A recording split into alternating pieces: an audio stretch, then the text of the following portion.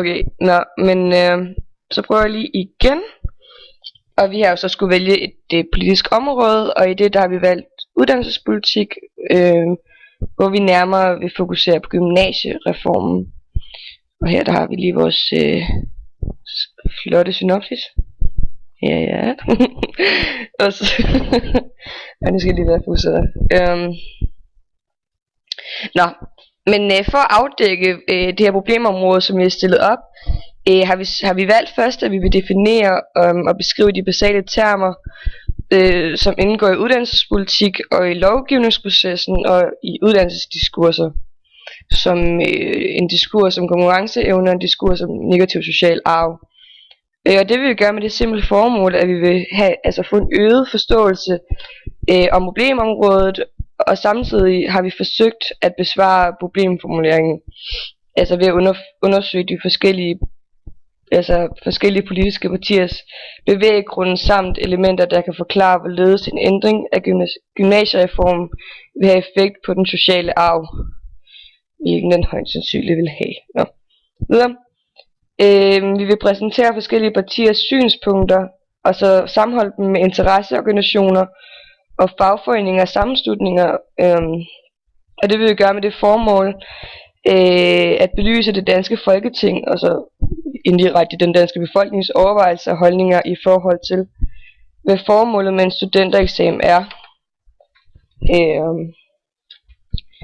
Om vi ønsker, at det skal være et bredt løft for folkeskolen, ligesom at det bare er en normalitet, at man går videre, eller om vi ønsker at danne gymnasiet for en særlig gruppe unge, som skal have netop de ressourcer, som en studentereksamen jo tilbyder.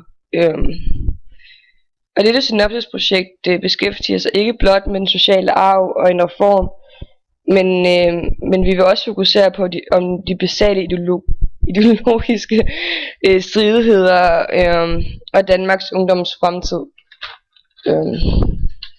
Så går vi lige tilbage til vores synopsis engang. Så vil vi jeg vil starte med at forsøge at forklare, hvilke ændringer der arbejdes på i den nye gymnasiereform.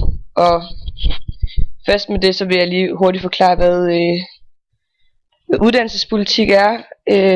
Uddannelsespolitik, det er noget, der bliver varetaget i Undervisningsministeriet.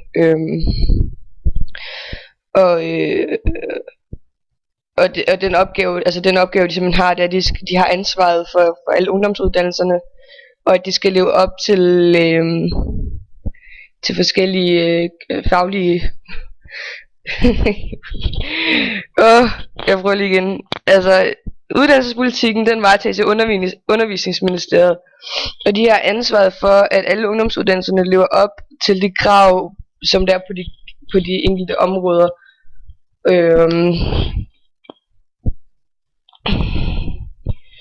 Og der er en afdeling for f.eks. folkeskolen, og en afdeling for ungdoms- og voksenuddannelser.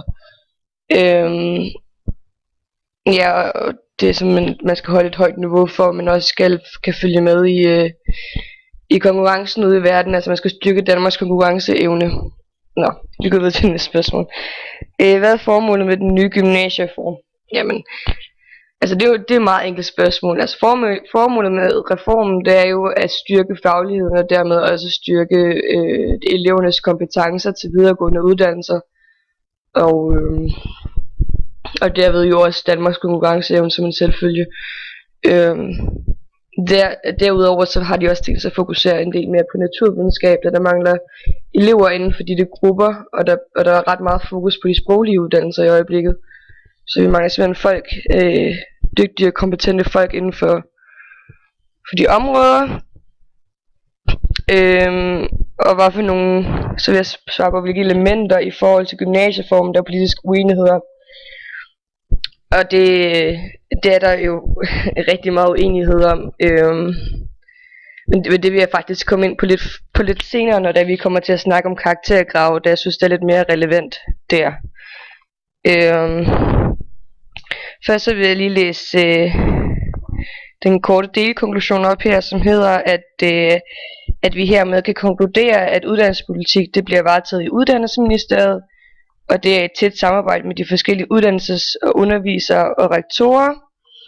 Og derudover har vi også undersøgt, om der er behov for at ændre den nuværende reform, og hvad regeringen mener, der skal ændres, og hvilke uenigheder oppositionspartierne og regeringen har til studieretninger. Det skal lige siges, med hensyn til studieretninger, så vil de også skære færre ned. Jeg mener, der er over 200 nu, og de vil skære dem ned til 90%, eller 90 studieretninger. Simpelthen også for at gøre det nemmere at overskue for eleverne. Fordi der er simpelthen så mange valg nu, at det simpelthen kan være svært at finde en direkte retning, man vil gå på, uden man bliver i tvivl i løbet af det. Nå, så vil jeg lige gå videre til, hvilken effekt karakterkravene vil have på dansk og matematik her på gymnasierne, og hvad mener de forskellige aktører. Og der har jeg lige et billede, jeg lige vil prøve at vise. Jeg skal lige prøve at finde det. Nej, det var ikke der. Eller ikke der. Jeg skal lige op en gang.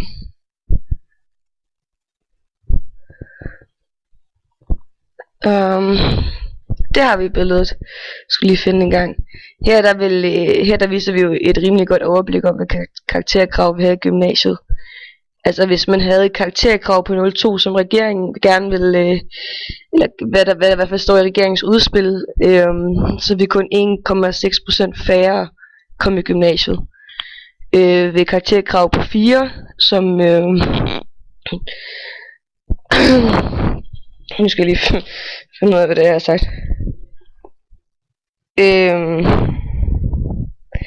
Et karakterkrav på 4, som Konservative, Venstre og Liberal Alliance for eksempel mener vil kun holde 8% færre ude, og 44 ved krav, det er for eksempel Dansk Folkeparti, og det er jo, kan man så sige, det er jo så en vej til et elite gymnasium. Nå, okay. Vi kommer videre her. Nå, vi vil altså snakke om det med karakterkrav. Og et af regeringens forslag til den nye gymnasiereform, der er simpelthen at indsætte et karakterkrav på 0,2 i dansk og matematik. Og der er en stor uenighed blandt de her forligspartier her omkring karakterkravet. I det at Venstre og Konservative mener, at kravet skal ligge på 4, og Dansk Folkeparti og Liberal Alliance mener, at kravet det skal ligge mellem 4 og 7. Så lige sige så forligskredsen her, det består Dansk Folkeparti, Venstre, Konservativ Folkeparti og Socialistisk Folkeparti, Radikale Venstre og Socialdemokraterne. Den tradition, at forligspartierne indbydes til forhandlinger, og helst også skal opnå enighed om indholdet i den nye reform. Og derfor skal det jo være hårde forhandlinger, da der på ingen måde er enighed blandt partierne, heller ikke nu. Karakterkravene vil betyde, at færre elever kan komme ind på gymnasiet. Formålet med karakterkrav er, at man skal sikre elevernes grundlæggende forudsætninger i orden, og at de er rustet til at gennemføre gymnasiet. Karakterkrav vil ifølge Lotte Rod for de radikale Venstre udelukke mange elever fra uddannelsesfremmede hjem. Det henviser hun til af negativ social arv, det vil sige, at elever fra uddannelsesfremmede hjem, som typisk kommer fra de cirka 55, overraskende nok 55%, det er altså 55% af befolkningen, som kommer fra arbejdsklassen og underklassen, skal lige sidst have fundet på klassesamfund.dk, at de simpelthen får ringere mulighed for social mobilitet igennem uddannelse. Det er gymnasiets samfundsfunktion skal være, det er ikke diskussionspunkt mellem partierne, da det ikke her debatten ligger, men derimod hvad gymnasiets samfundsfunktion skal være, der var den.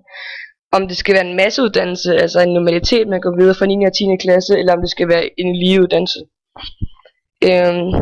Gymnasieskolernes lærerforening, GL, lige finde det engang. Ja.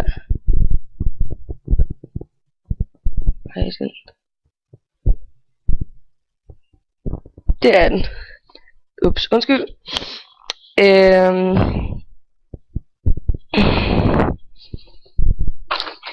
De mener, at en elev både, altså de er jo imod De her karakterkrav, det mener, at en elev både kan udvikle og motivere sig selv uden uden adgangsgivende karakterer.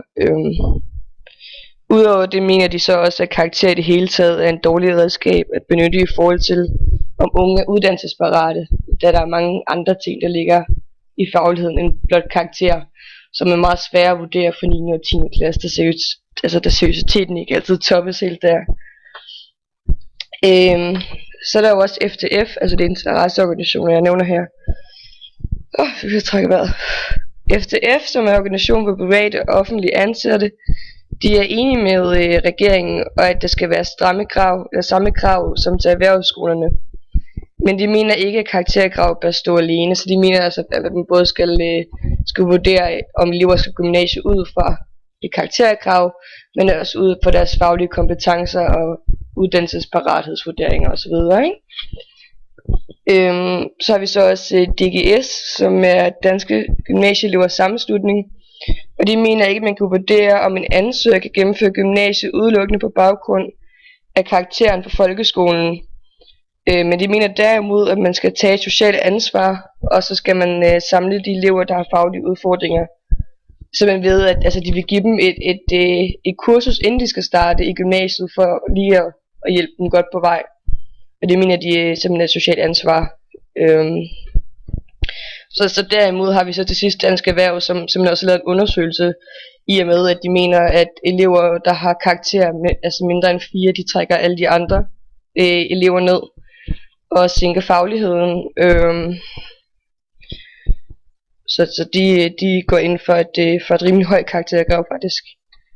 Og vi kan jo sige på konklusionen af det her med alle de her karakterkrav, det er, at karakterkrav til gymnasiet vil være alt efter hvor højt man selvfølgelig sætter kravet, vil der komme færre elever ind på gymnasiet, og disse elever de vil have højere faglige forudsætninger selvfølgelig i det, men altså aktørerne her, de deler sig så i 3 grupper. Den første, som er GL, DGS og FTF, de bekymrer sig om at hæmme den sociale mobilitet og dermed fastere social arv, da det vil udelukke elever fra uddannelsesfremmede hjem. Og det er jo også her meget af debatten, det ligger i, om hvad vi vil have, hvad vi vil have gymnasiet det skal være. Om det skal være for unge med en stærk baggrund og mange kompetencer, og ofte folk eller forældre med akademiske baggrunde, eller om det skal simpelthen være, om alle i Danmark, de skal have de samme muligheder, men så kan man jo så diskutere, hvorvidt det vil styrke Danmarks konkurrenceevne. Vi kan samtidig jo også konkludere, at de politiske partier, at de agerer fuldkommen i overensstemmelse med deres overordnede ideologier. Det er jo rimelig nemt at se. Og vi ser også en overordnet tendens, som beskriver, at de højreorienterede partier ønsker at danne en særlig gruppe, som får muligheder for at tage en videregående uddannelse. Det er jo det med, vi kan forkorte til elitegymnasiet. Mens de venstreorienterede partier ønsker et bredt løft af den danske ungdomskompetences grundlag. Altså det er så det, man kan sige, et bredt løft, som i at alle skal have mulighed for at tage gymnasiet. Ja, nu må jeg gå lidt videre, så vi kan nå alt det her. Bum bum bum. Må lige lige ind på vores næste spørgsmål, som er lige her. Vi skal lidt længere ned, kan jeg se. Der var de. Og det er om, hvordan foregår lovgivningsprocessen for en gymnasiereform. Og der har vi jo haft lidt svært ved at finde noget i det, at gymnasiereformen den ikke er blevet vedtaget endnu, men derimod så kan jeg jo fortælle lidt om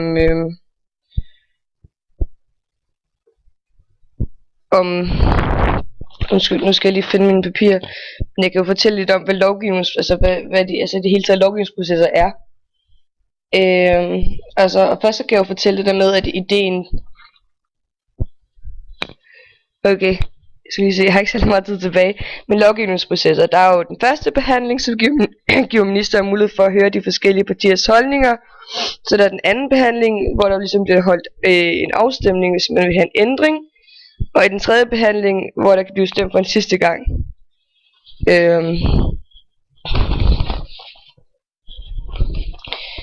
Jeg bliver nok nødt til at komme videre til min konklusion nu, for jeg har ikke så meget tid tilbage. Efter undersøgelsen af emnet kan vi komme